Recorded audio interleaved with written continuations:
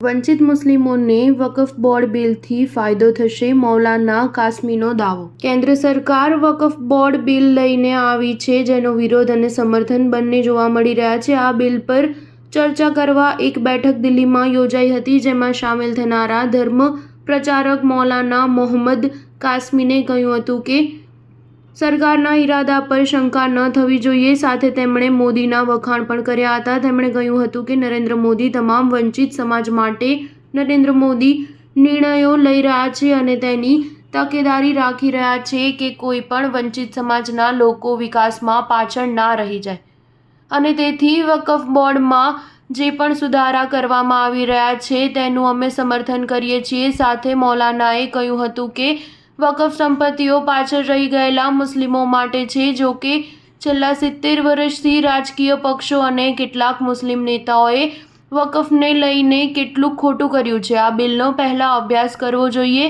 અમે તમામ મુસ્લિમોને વિનંતી કરીએ છીએ કે તેઓ આ બિલનો વિરોધ ન કરે। કોઈ પણ સવાલ ઉઠાવતા પહેલા આ બિલમાં શું છે તેનો અભ્યાસ કરો। સ્ટાર ન્યૂઝ 7 હંમેશા સચ્ચાઈની સાથે।